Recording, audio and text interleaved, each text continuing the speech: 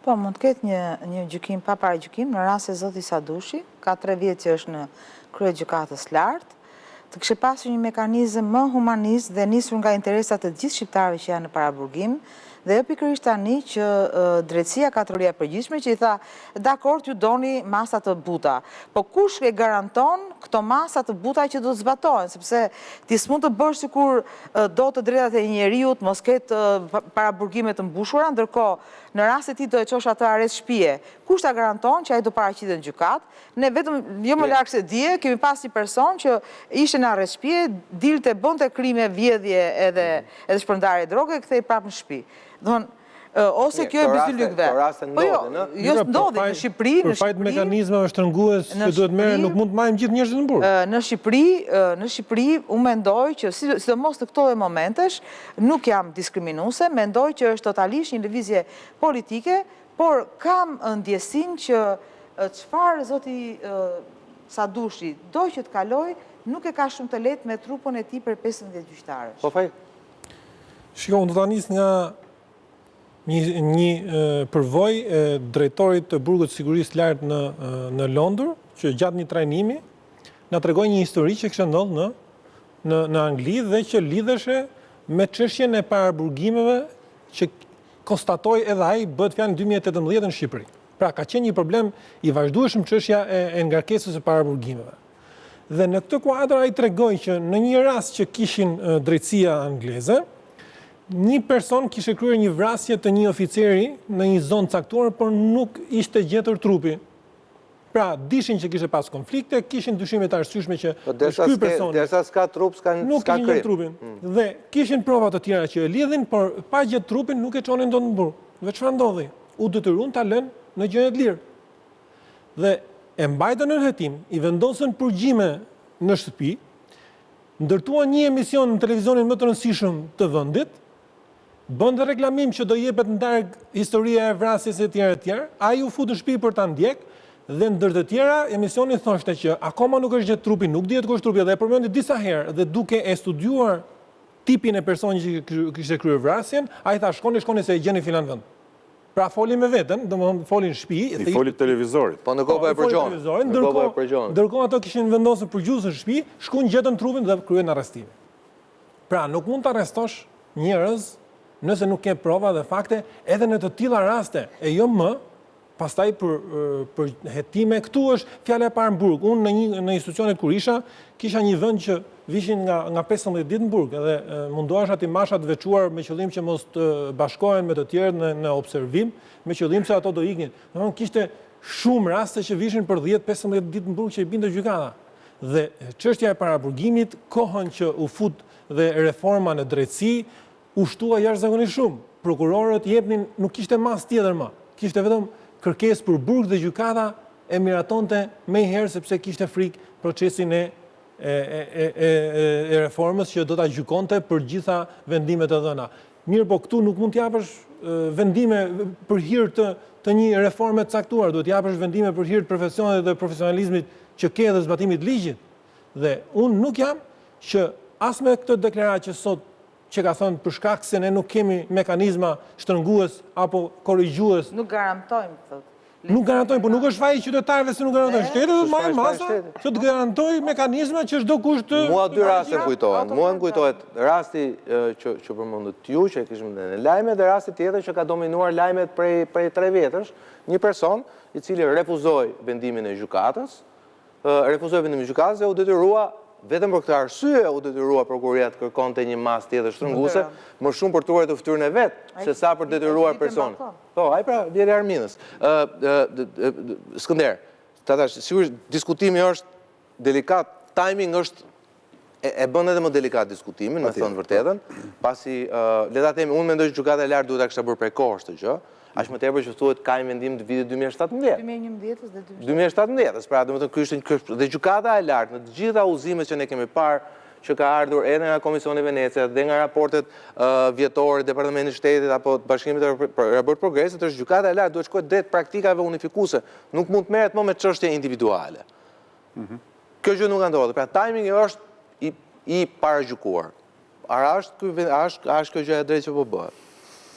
Timingu është i paragjykuar, por e drejta atyre personave të tjerë që nuk bëjmë pjesë në për lista VIP, po që janë thjeshtë, janë të padukshëm, janë anonim, dhe për cilët me drejt po diskutojmë deri tani, nuk reduktohet si e drejt për shkak sepse ka një timing i cili mund të tingëllojë dyshues. Po, nuk e shmangim dot nga diskutimi jam, ha? Pa tjetër, e diskutojmë, vetëm se unë i dalë logjikës nga krau tjetër. Se po pranum rasti nuk kemi më gazetarë. Pa tjetër, nuk diskutohet. Rasia këtu është e negociueshme dhe debatueshme. Problemi është ky vetë, se unë bëj një pyetje këtu që nëse ne do të hiqnim një 10 emra që kanë kaluar në për paraburgim zyrtar të lartë, po them. Po, VIP-a, ose që janë ende në paraburgim në proces hetimi, gjykimi e tjerë, çfarë mund të jenë. Nëse ne i heqim këto emra, a e zgjidhim problemin e paraburgimit në Shqipëri? Unë them fenomeni ekziston. Fenomeni ishte i padukshëm, këta persona kanë shërbyer që ta bëjnë të dukshëm, por fenomeni ekziston. Besoj këtu ekspertët e ligjit e dinë më mirë se ne që po edhe ne që si jemi të ligjit, lexojmë raporte, lexojmë absolutisht se jemi edhe skeduar si shtet në për raporte evropiane, që ne i kemi burgjet më të fryrë se ç'duhet, që këtu fjala parë është burg etj. Dhe unë mendoj që është një fenomen me shumë shtresor, ka shumë arsye, që besoj kolegët i dinë më mirë, po mund t'japim gjithë mendimin tonë. Fjala vjen. Unë mendoj që gjithë shoqëria shqiptare dhe këtu bën pjesë edhe bloku edhe kuadrati i madh i magjistratëve. Ne kemi gjithë nevojë për një edukim civik, fillimisht. Jo vetëm për ligje dhe rregulla loje, po ne kemi nevojë që ne vetë të jemi më të hapur, më tolerant, më qytetar, sepse besoj biem dakord që ato, jo vetëm reminiscencat, po unë mendoj se shkon shumë më thellë se sistemi komunist, shkon ke ajo ADN-ja jonë si komp që marrëveshjen e kemi problem dhe konfliktin e kemi gjithmonë alternativë. Do me thënë, ne para se të flasim, se të merremi vesh, e kemi konsumuar një sherrë, disa herë me pasoja. Jo, është dhe ajo që ne, kur zihemi me dikë, mendimi pari nga shkon kohë është me evra tjetër. Pastaj, pra, nuk është thjesht me emu. Jo, nëse më lejon, një miku im anglisht të më ka thonë, ne tha nuk e ditë që njohë mentalin shqiptar. Ne tha zakonisht ku grinim edhe ku grinim me grushtat në Britani, në momentin që njëri fiton, pra e tjetrin tokë, ka një tërheqje. Jo, i zjat dorën dhe e ngren nga toka. Ne shkojmë marrim Kalashnikovin në shtëpi dhe direkt shkojmë vret. Patjetër, ta vras, do ta eliminoj. Dhe këtu është ideja që ti ta shohësh, nuk është tjetrin, ta shohësh të ekzekutuar, ta shohësh në burg, ta shohësh. Dhe kjo në dorën atyre që kanë tagër për të ushtruar këtë lloj trysnie, kthehet një rrethan shumë problematike, sepse dikur ti kanë marrë dhe kanë futur në qeli edhe për një çakmak, edhe për një gjë krejt banale, ndërkohë që kjo nuk duhet të jetë kështu. Pra, instikti i ndëshkimit para dhënies drejtësisë është shumë i fortë, mendoj unë, edhe ke trupa e sotme e prokurorëve dhe gjyqtarëve. Pra, është një fenomen social më shumë se sa një fenomen juridik, politik etj. Unë mendoj ka një bazë shumë më të gjerë. Pastaj vim tek probleme që janë shumë konkrete, që është problemi i formave të tjera masave të sigurisë, si e mban ti një njeri në shtëpi, sepse ti e çon arrest shtëpiak dhe ai dele gjesdis dhe ti nuk e di fare se ku është, se duhet i vësh nga i policë të dera çdo njeriu. Jo byzylykët e famshëm që janë bërë edhe po sepse dhe ato janë kosto, dhe ato janë kosto në patjetër, absolutisht, dhe ajo nuk diskutohet. Sot e kësaj dite gjyqi byzylyk.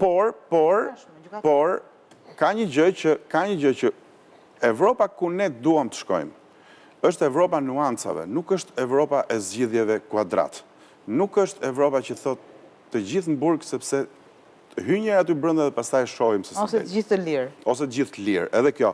Pra, duhet kalosh, ky është një ndër qindra ushtrimet e shtet formimit që ne shumë shpesh nuk arrim t'i bëjmë dot as si shoqëri dhe as si shtet dhe as si vend.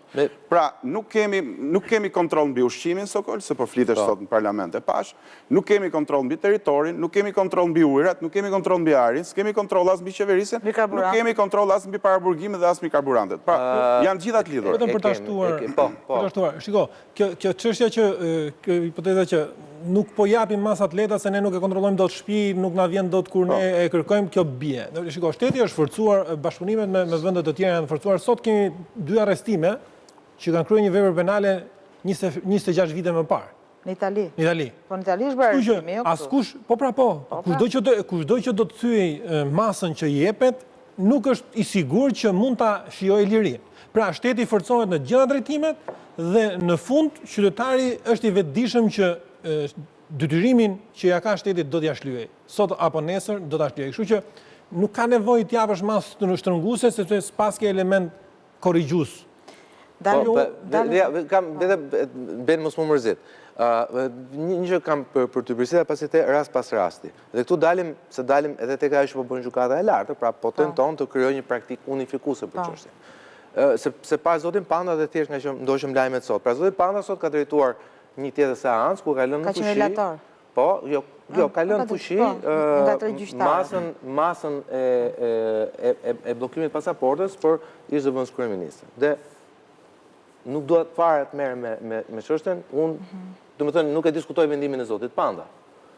Ama unë e diskutoj vendimin e një tjetër gjykatësi, i cili po për një tjetër politikan të krahut tjetër, ja ka hequr këtë masë dhe ai del të bredh në gjithë botën sot.